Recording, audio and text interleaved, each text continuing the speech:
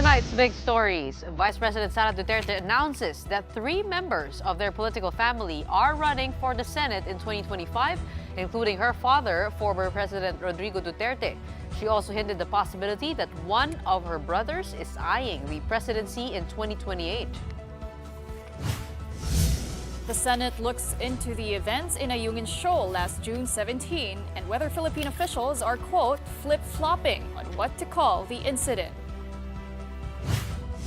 And 5 more Filipino athletes qualify for the Paris 2024 Summer Olympic Games, bringing the total number of delegates for Team Philippines to 20. Welcome to the big story. I'm Gretchen Ho. I'm Pauline Verzosa. And I'm Sean Yao. Well, girls, I remember us talking about the move of the Vice President to step down from her post in the DepEd if it was in preparation for the upcoming elections. Well, today we got some news following her bombshell resignation from the Marcos cabinet last week. Vice President Sara Duterte drops yet another surprising announcement.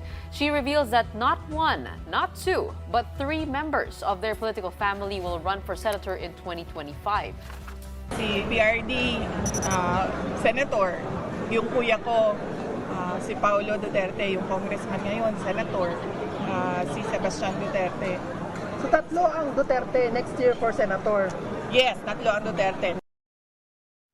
The Vice President made this revelation in an event in Cagayan de Oro City, but the surprises do not end there. The Vice President says her brother, current Davao City Mayor Baste, might run for president in 2028 while she plans to return as mayor of Davao City. Sara made it clear, though, that she will not be letting go of the vice presidency.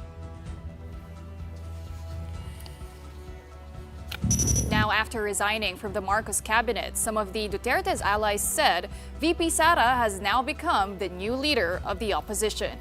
However, the vice president belied this claim. Wala akong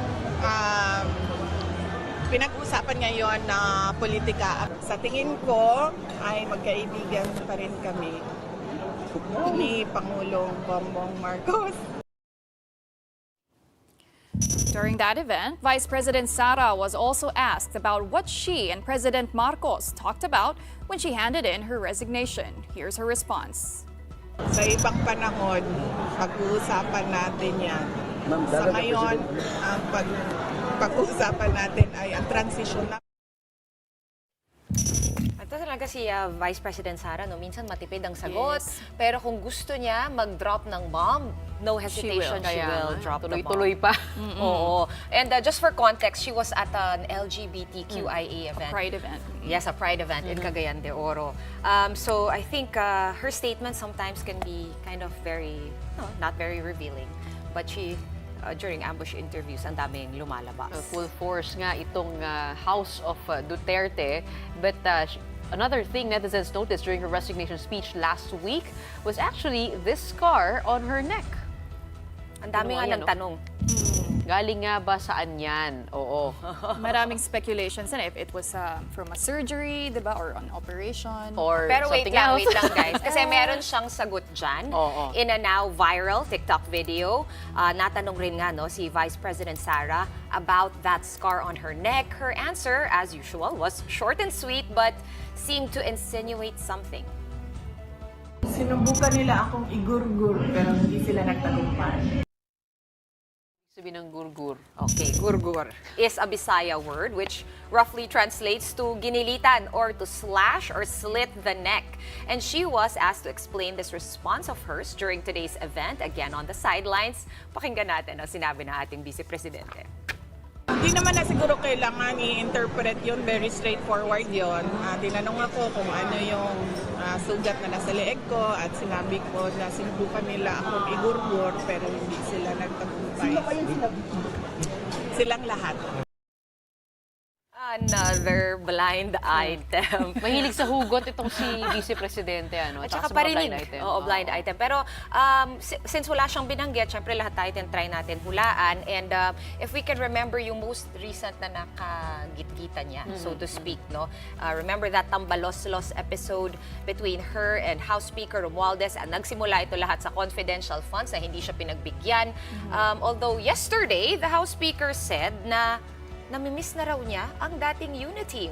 We'll now be rolling a clip of what the House Speaker said exactly para hindi tayo ma-misquote, and then we will play back-to-back the reaction of Vice President Sara to that. Panoorin natin to.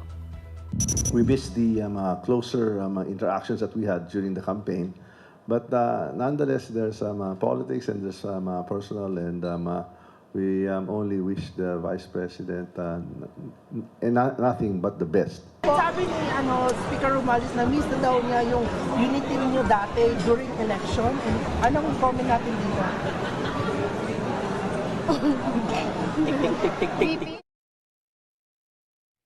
Well, Kasi hindi mali yun, wala siyang sinabi. wala. Oo. Tumawa lang siya. Alam naman natin, no, that the news is important because we do know that the Vice President is a front runner in surveys for the upcoming 2028 presidential elections. Tama kang Gretch, yung trust and approval ratings niya are the highest, still higher than President Bongbong Marcos. So let's unpack that, and to help us with that, let's bring in our first guest for tonight. We have Mr. Julio Tihanki, Political Science Professor from De La Salle University. Magandang gabi. Good evening, Gretchen, Sean, and Pauline. Thanks for having me. Okay, Professor, 3 Dutertes in the Senate. Did this shock you? And do you see this as a way of shielding themselves from the ICC probe, or are you seeing something else here? Well, this latest news and development only proves the observation that politics in the Philippines is all in the family. Diba? So the news announced by no less than the VP Sara herself is also straight out of yung tinatawag nating Duterte populist playbook, no? Yung disruptive politics, no? Yung medyo nakakayanig ng mga balitang ganyan. And of course, alam naman natin, we all know that the former president is known for his performative politics, no? And now that you've mentioned it, no, the daughter VP Sara is like the Cheshire cat, no? Matalinghaga palagi ang mga short comments niya, di ba? Diba? So, very short, very sweet, at magtataka ka talaga. But ako, Yes. for me, Prof, mas malaking bombshell yung sinasabi niya about roughly the plans for 2028, which is that si Mayor Baste Duterte daw ang tatakbo. As we know, we didn't see this coming. Wala pa siyang early survey numbers at all. What do you think about Right. that? Well, there are several ways to read this latest development, no? Una-una, first we can see it as a political smokescreen, no, to cover their real motives, no? Remember, itong mga Dutertes are both on the defensive and on the offensive politically at this point in time, no? Perhaps this is just one of in a series, no, of political misdirection from their end, no? And second, they're still banking on the Duterte brand, which is still very potent at this point. Now, geographically, they can still count on the Visayas and Mindanao, and the former president and the VP herself remain popular despite the recent controversies. And third and lastly, it's possible that one of the Dutertes will run, no, for the Senate. No? Most likely, it's Mayor Baste. He's been trying to emulate his father in recent months. So parang pinapatakam nila yung base nila, no, at tinatago kung sino talaga ang tatakbo, no? Kasi if you look at it, it would be politically unwise for them to all run in the Senate, no, and leave their kingdom unattended and defenseless in Davao, no? Remember, they're also facing a very tough challenge from their former ally, the Nogralises, no? And But, it's possible, no, na mag-iikot-ikot sila, pero in the end, no, si VP Sara pa rin ang kandidato sa 2028. Perhaps the father or si Pulong will run for the Senate. Basta it's parang nakatago pa rin yan. Do you think nakatago talaga on that thought, Professor? Because hindi naman din sobrang rare na may mag-ama or, di ba, parent and child or magkakapatid na nasa Senado. We have Yan, no? 2 pairs right now of those. Right, Although we right. know that Senator Cynthia is graduating, which would leave Mark Villar alone. Right. But the Cayetano siblings are still there. So, wala naman Precisely. yatang illegal, di ba? Tanggap naman nating mga Pilipino that Yan, that's how it oo. goes. In fact, it yeah. goes to show na yun nga ang problema. We have already normalized this kind of politics, no, in dynastic politics na tinatawag natin. Kasi nga in the Philippines, it is political clans and not political parties that are the building blocks of our politics, no? So na-normalize na yan, lalong-lalong na sa Senado. Alam nyo, no politician would even think about it 2 decades ago, immediately after the EDSA Revolution. Walang mag-iisip na magkamag-anak tatakbo sa Senado, no? So isang pangitain na baka talagang kailangan balikan natin at itulak talaga yung enabling law regulating political dynasties in the country. Well, Professor, it is a numbers game, no? Ang politics, alam naman natin, Precisely. strength in numbers rin yan. And as Right. we mentioned earlier, marami pong nagulat dito sa announcement ni VP Sara. And isa na nga po dyan, si Senator Bato de la Rosa. And he Correct. actually told 1PH, sa totoo lang earlier, that he was surprised but also happy about this announcement. We actually have a soundbite. Let's listen to this. Medyo nabigla. Ngayon lang natin narinig yung balita na yan. So, nabigla tayo. But anyway, para sa amin, masaya kami. Dahil kung totoo yan, hindi kami magkakaroon ng lonely campaign ni Senator Bongo. Iniisip kasi namin kami dalawa lang. Kung tatakbo sila, +3 na kami. So, marami-rami na. Masaya itong kampanya namin. Well, like what Senator Bato said nga, no? Yun nga, dun pumapasok yung numbers game, the strength in numbers. Right. So, Prof, do you think 2025, the midterm elections, is shaping up to be an administration versus Duterte contest? Are they really the new opposition? Okay, kasi on the downside, this announcement, no, while it highlights the Duterte brand, no, it can also be seen as a weakness, particularly on their party, no, yung tinatawag na ngayong PDP walang laban, no, kasi they dropped the laban name, no, so the PDP na lang sila. So they can't even complete the slate, no. So how the mighty has fallen, no, parang hindi na makabuo ng buong slate. And in fact, aminado rin si Senator Bato na yung 3 re-electionist sa partido nila malalagas pa, magiging 2 na lang sila. So parang this is a desperation, no, on their part siguro kung yun ang talagang iniisip na. Pero I don't think it's that, no. It's actually something deeper, no. May ano yan, no. May laro. Ngayon, again, political rule of thumb, no, dito sa Pilipinas, administration usually has the incumbency advantage in midterm elections. So mahirap bumangga, especially in a 6-year presidency, mahirap bumangga sa incumbent, lalo na sa midterms. No? Palaging yamado ang administration slate. Now, with regard to the opposition, there will be, I think, 2 blocks of opposition, the Dutertes and then the traditional mainstream opposition led by the coalition that supported VP Lenny's presidential campaign. But the irony is, mas marami pang mapapagkasunduan yung mainstream opposition at BBM administration kesa sa Duterte opposition at mainstream opposition. Nagkakasundo na nga sila now, Prof. For all Yes. intents and purposes, we see them, yung mga so-called dilawan, they're agreeing. They're on very good terms with the administration. So what do we make of this? Kung parang mukhang, kumbaga na lumamya or parang na-dilute or na-water down yung ating opposition, does that not open a door for the Dutertes to claim? Not necessarily, no? Kasi ang points of agreement is a matter of foreign policy, particularly with regard to our worsening relationship with China, and then the question of accountability with the supposed entry of the ICC in the Philippines, no, regarding the investigation of the war on drugs, no. So these are very, very important foreign policy issues that apparently the administration and the mainstream opposition have common grounds, no. Now, whether this will translate into an electoral alliance is another issue altogether, no. But in terms of politics at this point in time, what we're just seeing is that mas malapit ang mainstream opposition sa administrasyon kesa sa mga Dutertes. Professor, speaking of numbers, what's curious to me is the numbers of Paulo and Baste Duterte. We do know that former President Duterte, malakas sa buong Pilipinas. Si Sara Duterte rin, mataas ang rating. Pero yung dalawa, ang alam lang natin, sa local, they have a stronghold on that.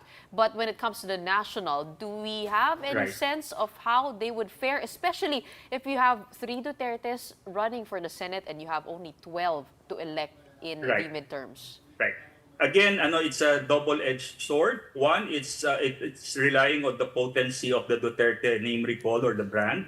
On the other end, it might lead to confusion, and it might split their votes, Remember what happened to JB Ejercito and Jinggoy Estrada in 2019, Pareho silang natalo dahil nahati yung boto nila. But they managed to get their acts together and nanalo naman sila noong 2022. So, it can go both ways.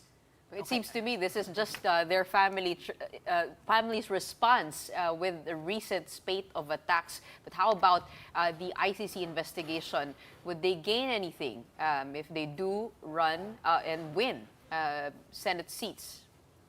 Of course. Kasi well, I'm not a lawyer, but I'm thinking that they will think that the father is thinking of immunity, while they are in office, while they are senators, So I think that's part of the game plan, And of course, if they are seated in the Senate, they will have another arena by which they can argue their case, and defend their position politically. Balikan ko lang yung sinabi mo kanina about the populist playbook, Professor T. Hanky. Because earlier I was watching our sister program, Storycon, and they had Ronald Llamas, a former political advisor to President Noynoy there. He was saying na, kasi normally nga, ang pinupunto kung maaga ka masyado nag-announce, ano pa nga lang ba, 2024 pa lang, para sa 2028, usually natatalo. Pero ang pinoint out nila is that kung populist ka, such as President Erap, former President Erap, kahit isang mayor lang yata, yung nasa partido nila, kumbaga yung brand is strong. So, parang all the other, concerns about machinery, blah, blah, blah, kumbaga na-chapwera na yun, and it doesn't count. What are your thoughts on that? It's good that you mentioned the Estradas, kasi nga, there's also the phenomenon of political or dynastic overstretch, And this actually happened to the Estradas in 2019. In practically all the positions they ran for both national and local, natalo sila. Natalo sila sa Maynilad, natalo sila sa San Juan, natalo yung magkapatid sa Senado. At yung iba pang mga kamag-anakan nila, maski sa Pangasinan. Pangasinan ba? Si E.R. Ejercito, di ba? Laguna.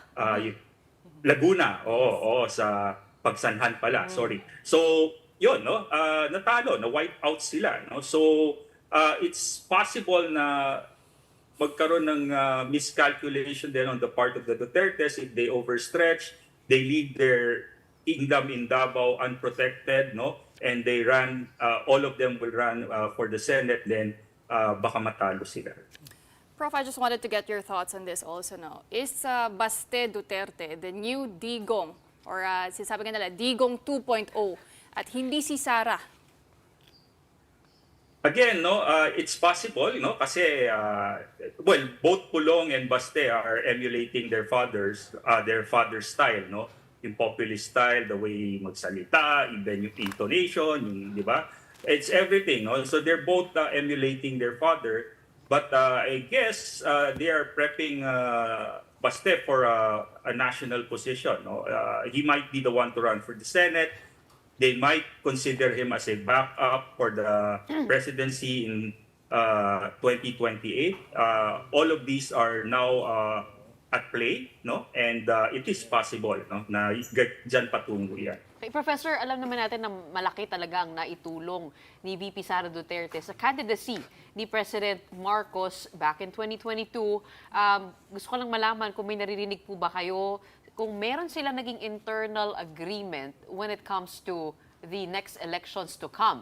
Because for me, I mean, just seeing things play out, parang if I were the Vice President, I'd feel betrayed. by the incumbents, by the administration, given what has happened over the past months.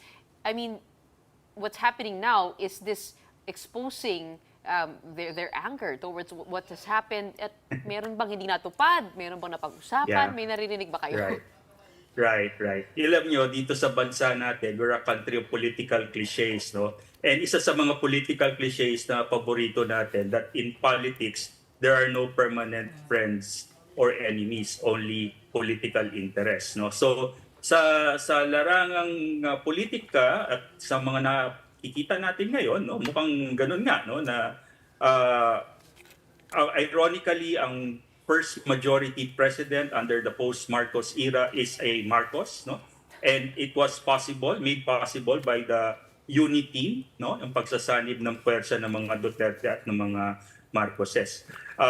Of course, even nung pagkapanalo ng Pangulong Rodrigo Duterte, malaki rin ang naitulong ng mga Marcos, pero sa mata ng isa't isa, bayad na yon nung pinayagan ni Pangulong Duterte ang paglibing ng ama ng mga Marcos sa libingan ng mga bayani. So it's another political deal altogether itong 2022. So siguro may mga naipangako na hindi na-deliver, kaya dyan nagsimula ang alitan na ngayon ay mukhang all-out animosity na. No?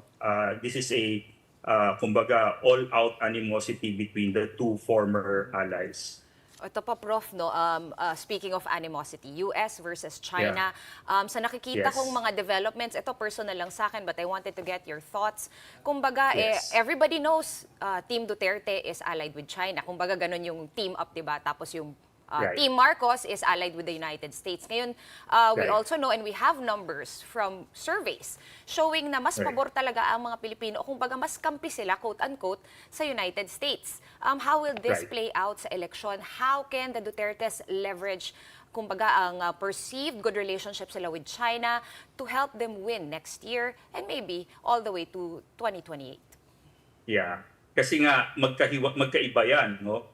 Sa mata ng publiko, no, wala sila, maliit ang tiwala nila sa China at malaki ang tiwala nila sa bansang Amerika. Pero pagdating sa mga politiko, no, mas mataas ng kaunti ang kanilang tiwala sa mga Duterte na kumpara sa mga Marcos, no, sa mga recent surveys na nakikita natin.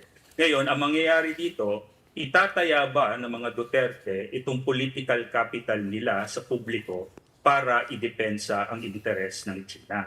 Yan ang magiging tanong, no? At kung gawin nila ito ba ay magiging sanhi ng kanilang tuluyang pagbagsak at pagkawala ng political capital nila sa taong bayan? So, yan ang isang dapat isipin natin. Kaya sa banda naman sa mga Marcos, no, ang nakikita natin kasi ngayon, no, ang lalo na si BBM, no, is actually playing what is known as the politics of redemption, no. Gusto niyang ma-redeem ang brand ng mga Marcos, no.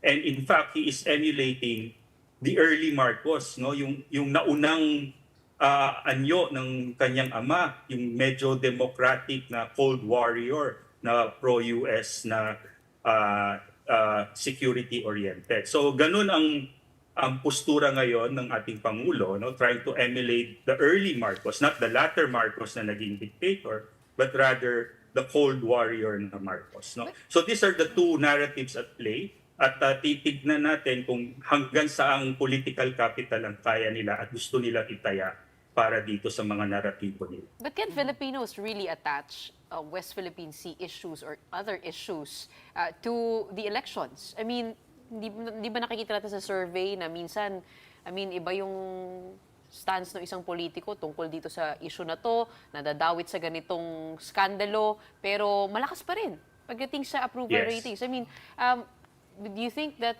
it will affect somehow the upcoming elections? Well, kung araw-araw nating nakikita kung paano tayo wina-water cannon at paano tayo binubuli at ngayon may nasaktan na sa isa sa mga kawal natin, talagang lalala pa ito, no?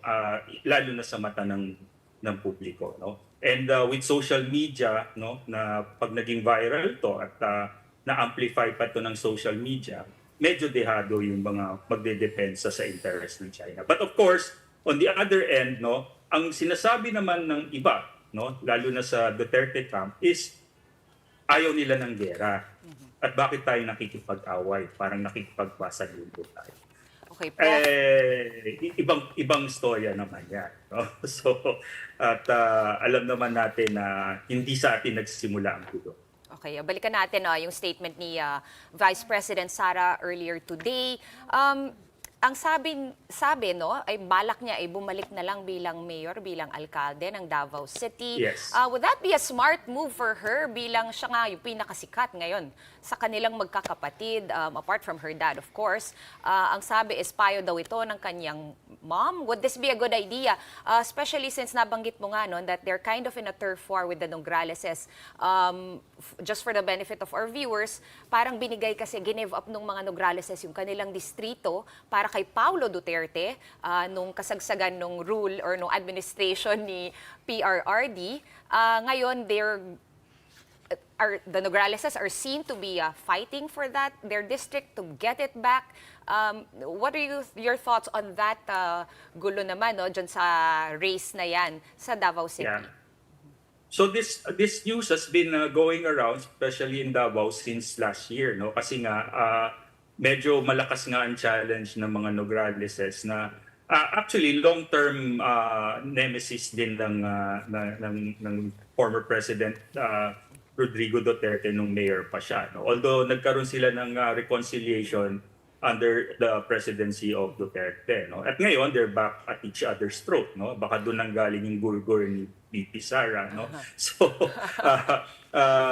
they're really at each other's throat, no? So one possible play is for her to go back, and nababalitaan na rin yan last year pa na baka isa sa mga options niya bumalik na lang siya sa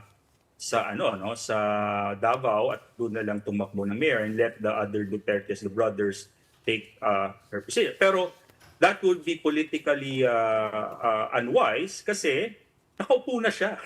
So she's just a heartbeat away from the presidency and anything can happen, di ba? So, kumbaga, and again, this time borrowing naman from GMA's playbook, no? For as long as you're in the vice presidency, no?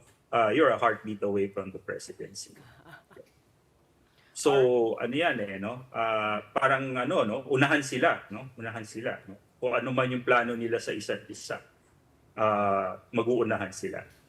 Right, mukhang mahaba-haba pa tong laban na to. We hope to have you Kakalang back tayo here. sa October.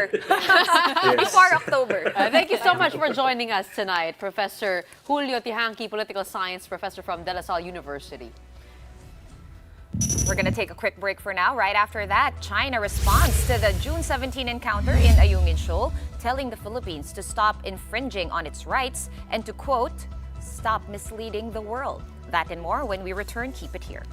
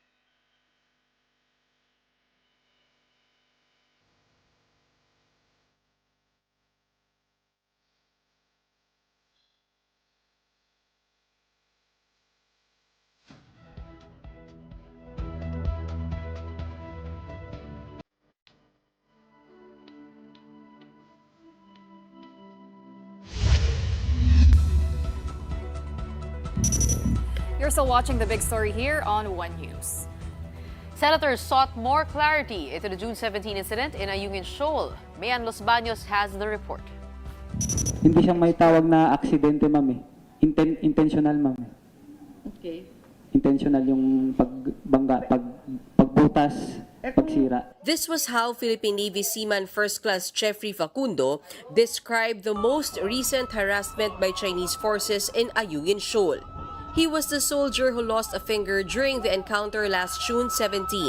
Facundo told senators in a hearing today how the Chinese Coast Guard quickly swarmed them as they were about to reach the BRP Sierra Madre. Facundo said their boat was rammed twice and with such force that on the second attempt, his finger was severed. Ngayon, yung rib ng kalaban, ma'am, dito sa kaliwa. Oo. Umangat po, ma'am. Pumatong sa rib natin. Tapos yung kill niya, yung ilalim po na matulis na... Nung pagbangga po, na ano pa ako, out of balance, na tumba. Ngayon, ma'am, yung rib na to, yung sana ako bumagsak, doon rin siya bumagsak po, ma'am. For the DFA, China's actions in Ayungin runs counter to the agreed policy between President Bongbong Marcos and Chinese President Xi Jinping. To our counterparts, that was really incomprehensible how the delivery of basic necessities to our troops on the BSP Sierra Madre could be considered a provocation that would justify an increased level of Chinese actions.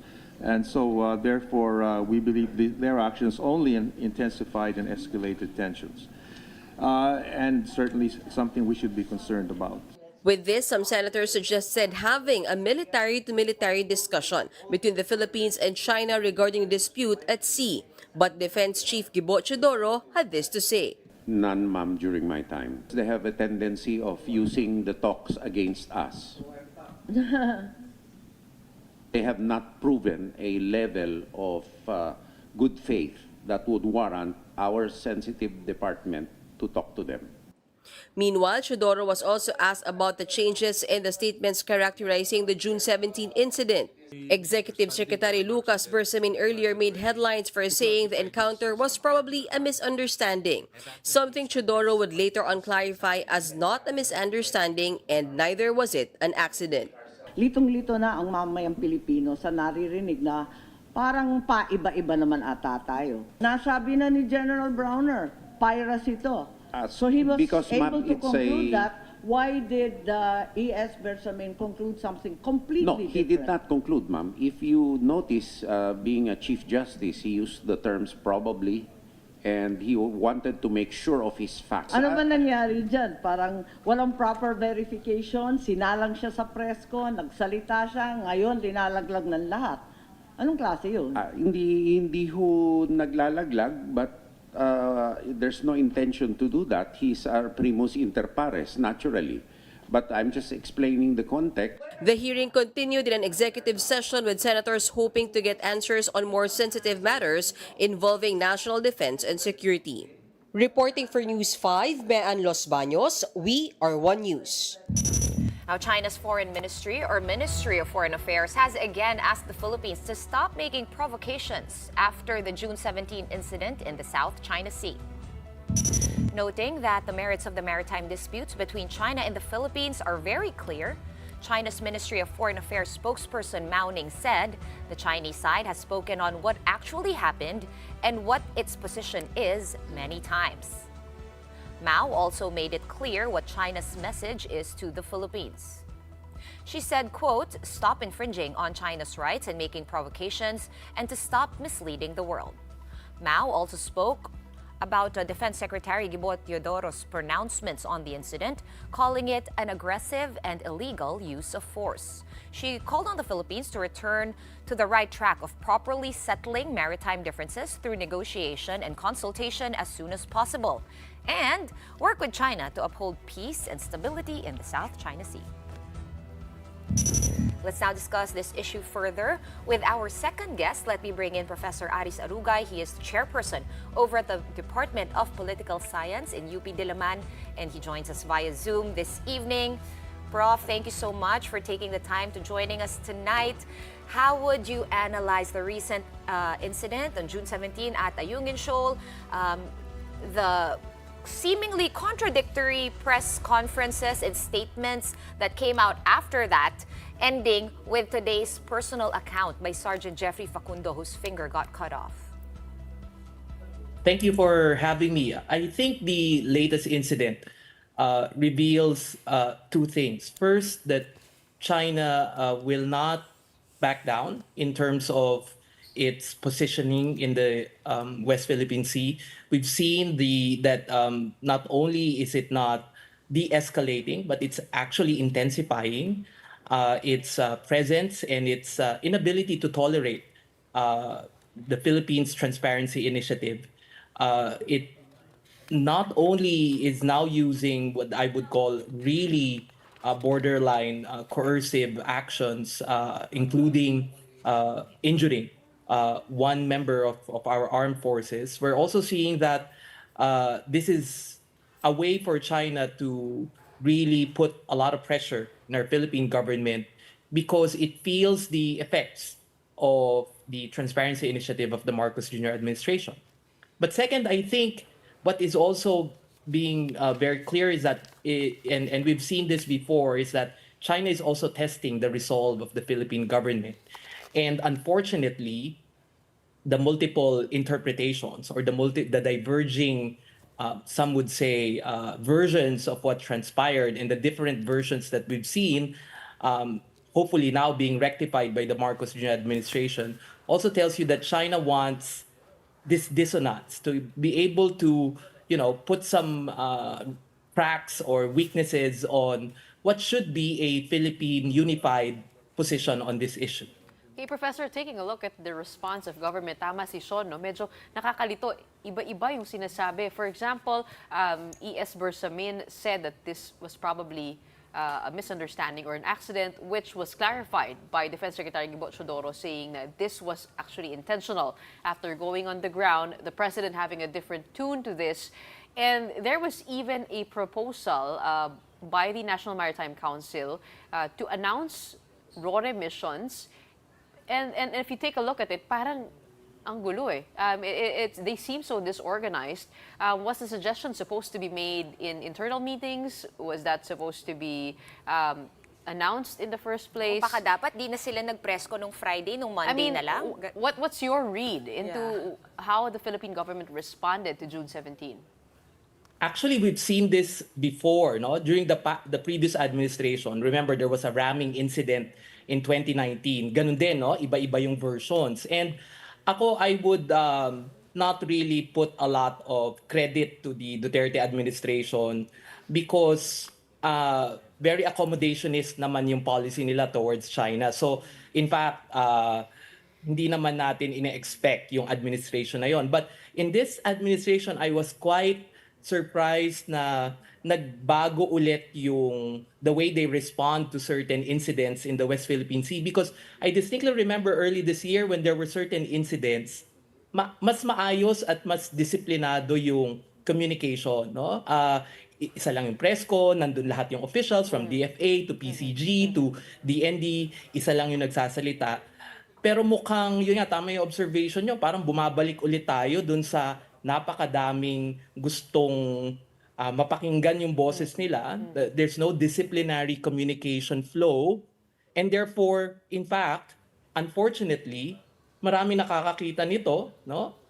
This is all covered by media. And internationally, hindi maganda yung nagiging interpretation on how the Philippine government acts when it's supposed to have a unified stance, not only on our policy, but on how we interpret events. So, bottom line, does this show some sort of weakness? Can this be mistaken as capitulation? Because I believe that's the last thing that Filipinos want. Definitely. I think in the end, hopefully, the lessons could be learned no, from this incident, that there should be, particularly in the executive branch, no? Kasi ang sistema naman natin, di katulad sa China na over-centralized, no? Meron tayong legislature, meron tayong executive, may judiciary tayo. Pero sana man lang sa executive, no? isa lang yung linya nila and everyone toes the line. Lalo na ngayon, dati kasi may National Task Force on the West Philippine Sea. Ngayon meron ng National Maritime Council when it's supposed to somehow really deliver coherence, no, in policy, in pronouncements. Kasi the more that we communicate na kalat, iba-iba yung versions, we're actually giving, no, empowering and giving more points to the one who is challenging, no, our in the West Philippine Sea, no, sa atin sa Pilipinas. So a tighter control over the steering wheel, no, a tighter disciplined communication of events, and sana, no, mag-usap-usap sila siguro. Sana maganda magka-group Group. chat sila, no? GC. Oo. Magka-GC sila kasi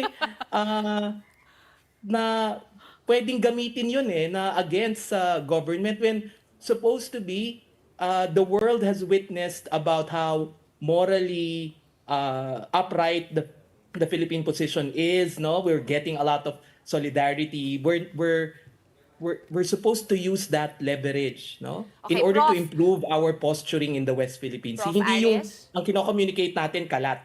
Exactly. Pinoint out rin niya ni former Soljan Hilbay, na interview namin siya dito nung naglabas siya ng statement na sabi niya dapat daw may isang point person ang tawag niya for West Philippine Sea/South China Sea issues. What do you think of that proposal? Would that really solve it? And kung sang-ayon kayo sa Sino? suggestion na yun, exactly, sino at saan siya manggagaling? Mukhang mahirap maghanap ng perfect candidate for that. I mean, let's observe how China is doing it. There's only one who is speaking. Pinakita nyo, Foreign Ministry. That's it. The DFA, Simple. it's Pero been kasi- pointed out that the DFA has been sidelined here. They've been silent because some analysts say this is a defense issue. Pero pagtatrabaho rin ang DFA sa diplomatic side.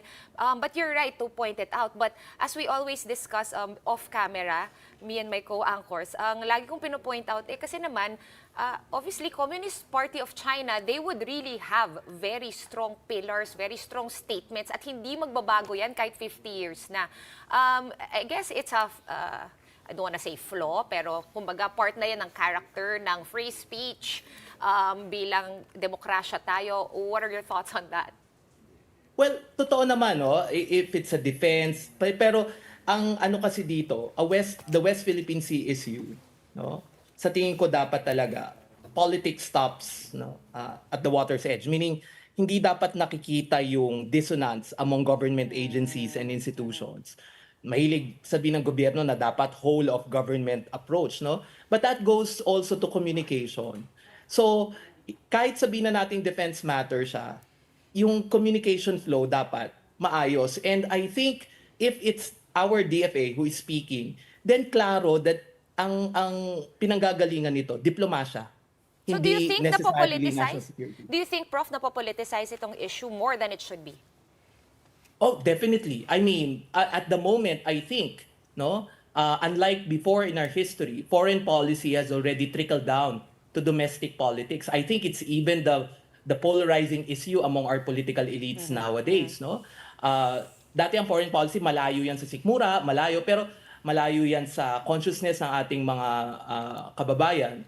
Pero nakita natin dito na hindi Kasi yung West Philippine issue, hindi yan tulad nung sinabi nung nakarang administrasyon na tubig lang. It has something to do with our energy security, no? Maubusan na yung gas sa Malampaya. It has something to do with food security. But it has also something to do with what is ours. Anong gustong ituro ng mga gusto na, pabayaan na lang natin yung China? What is it teaching our children? Na okay lang magpabuli kahit nasa tama ka, no? So I think, in the end, no, this issue has gone simply beyond na, we can just allow China kasi total naman makikinabang tayo sa China economically. I think that ship has sailed. Kung ang pakinabang naman, pogo, I mean, at the end, I think we really need to think what we are trying to sacrifice here. Because at the end, the West Philippine Sea is for our future generations, for other Filipinos who deserve to enjoy what is ours by international law. Prof, we're running out of time, but just really quickly, going back to the statement of China to stop provoking them and to settle our issues through diplomatic relations. Is this what we should do? How should we approach China, having all those constructive dialogues? Is that possible po? Yung sinabi ng spokesperson, no, I think that's gaslighting par excellence. Kasi parang binabaliktad talaga nila yung kalagayan dito. If you would look at all the videos, yung mga naputulan tayo ng daliri, yung naram tayo, yung water cannon tayo, and yet we're the ones using force. When they're saying that they're allowing humanitarian missions, no? So pag hindi na natin in-ensure na hindi babagsak yung Sierra Madre, hindi na yun nila iaalaw kasi hindi humanitarian yun. But okay lang yung water and food. So the more that China sets the terms, the more that we're actually ceding them our sovereign rights.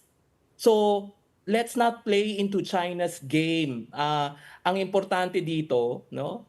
Klaro yung resolve natin. International law is on our side. Sabi nga ni retired Justice Carpio, hindi tayo matatalo in terms of batas. No? Kaya lang natatalo tayo because of hard power, because of muscle, because of China's military power. No? Pero sa international relations naman, hindi lahat nadadaan doon . No? At pinakita natin yon. So I think in the end, the Marcos Jr. administration must continue to chart the course that it has started. Kasi if ngayon pa tayo magpapalit ng positioning, no? Ngayon pa tayo magbibigay ng accommodation sa China, then I think we'll lose all reputation, not only domestically but internationally as well. Alright, wala na tayong oras for tonight, Professor Aris, pero I guess ganito na lang, no? Usap tayo ulit. After nung next RORE mission, tignan natin how that will play out. Oo, nakakabitin talaga, pero marami pa to at mukhang mahaba-haba pa tong usapan. Thank you so much for your time tonight, Professor Aris Arugay, Chairperson at the Department of Political Science, UP Diliman. Thank you. The Senate panel on foreign relations also held a hearing on the alleged propaganda against COVID-19 vaccines manufactured by China. Its chairperson, Senator Amy Marcos, said it should be verified whether there was misinformation that could have affected vaccine rollout during the pandemic. We must verify if the anti-vaccination and misinformation campaign was indeed orchestrated by the U.S. military.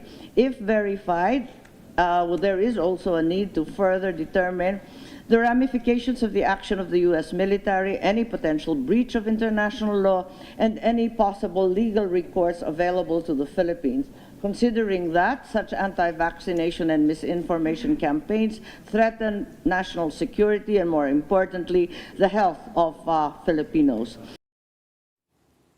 Today's hearing was based on a Reuters report stating that the U.S. military ran a secret anti-vaccine campaign to discredit China during the pandemic. Senators asked former Health OIC Maria Rosario Vergere about the disinformation campaign against Sinovac at the time. Vergere said they did monitor random cases of propaganda against the Chinese vaccine, although she said the DOH has been consistent in informing the public about the efficacy of vaccines. We have been monitoring this kind of social media issues where there was this kind of issues raised by the people or population, and we tried to address this by doing some form of directed town halls and assemblies so that we can better inform our citizens. Well, the Senate also invited one of the medical resource persons that Reuters spoke to for its report, and here's what he had to say. I can't speak directly for anyone, obviously, in the Philippines or in Central Asia or anywhere else in the world. But I think this was really disinformation. But I think that the way it sounds to me is this disinformation about the Chinese Sinovac vaccine, which again was approved by the World Health Organization for use in countries around the world. Well, the disinformation was, it sounds to me, to have been intended to make people hesitant to take the vaccine. To, alam ko guys, talagang papatapos na yung newscast pag medyo lumalabas na yung good news. So here's some good news. However, this does not apply to everyone, only to some Maynilad customers in Caloocan who are all set to receive rebates on their water bills due to poor quality of water supplied in their area. Affected water service connections will receive 530 pesos and 69 centavos in rebates on their water bills for the month of July. If their bills will not hit this amount, the difference will be carried over to the following month.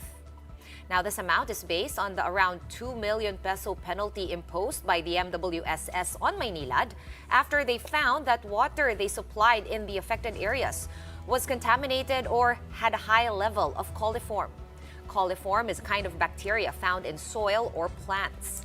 The MWSS estimates that almost 4,000 service connections in 14 barangays in Caloocan were affected. Maynilad and MWSS clarified, though, that the incident was isolated and has since been addressed. Normally po, nangyayari po na nagkakaroon ng contamination, hindi po galing sa planta. No? Kasi we ensure that yung gagaling po sa planta ay pumapasa sa ating pong standards for Philippine National Standards for Drinking Water. Nagkaroon po ng contamination sa distribution system natin, no? And that is normally because of leaks. Safe po ang tubig ng Maynilad. Ina-assure po namin yan sa inyo. Even more good news by the end of the newscast. 5 more Filipino athletes are set to compete in the upcoming Olympic Games Paris 2024. Earlier in the day, Pinay lady golfers Bianca Pagdanganan and Dottie Ardina booked their respective slots in Paris 2024. Pagdanganan and Ardina made it to Paris after staying inside the top 60 of the women's Olympic rankings that ended on Monday. The 26-year-old Asian Games bronze medalist was ranked number 35, while Ardina placed at 55th in the International Golf Federation ranking, enough to be part of the 60 golfers seeing action in the French capital. This will be Pagdanganan's second straight Olympics, while Ardina will make her Olympic debut. Filipina-Japanese judoka Kiyomi Watanabe likewise will make a comeback on the Grand Olympic stage after making it through one of the 2 continental quotas reserved for Asia in the women's category for the 63-kilogram division. Watanabe, ranked 92nd in the world, is joined by China's Tang Qing in securing the other Asia quota, where the top 17 automatically qualify to the Olympic Games. Only 1 athlete per country can make the cut per weight category and gender. And to round out the day, Filipino tankers Kayla Sanchez and Jared Hatch are added to the roster of the Philippine Centennial team after making it to the Olympics just in time. Sanchez and Hatch were nominated for the 2 allocated quotas under the universality rule in swimming. Sanchez, who recently joined the Tokyo 2020 Olympics for Canada, will participate in the women's 100-meter freestyle, while Hatch is qualified for the men's 100-meter butterfly. Komplikado Napakahaba nung good news mo. Komplikado yung Ang importante Olympics naka-qualify sila. Yeah. Pero wait, clarify ko lang sa inyo since I know avid sports observers kayong dalawa yung term talaga. Observers. Ito ba yung biggest delegation ever that we have? Hindi, parang mas malaki nung Tokyo. 2020. So Tokyo right now 2020. at 20 athletes. Pero pwede pong madagdagan. Yes. Pwede pa. Pwede pa. So, naantay pa natin. And the POC is estimating na more than 20 talaga yung... Hindi ba 25 tayo no Tokyo? I think Parang so. mga Sa ganun. 25. So, okay, so let's hope we get more than 5. Pero 25 ang estimate nila. Yeah, more than 20. More than 20. Okay, so may pag-asa pa. We'll see how that fares for our athletes who have yet to qualify. But for tonight, that's it from us 3 here at The Big Story. We are One News, all sides, all the time. Thanks for tuning in and have a good night.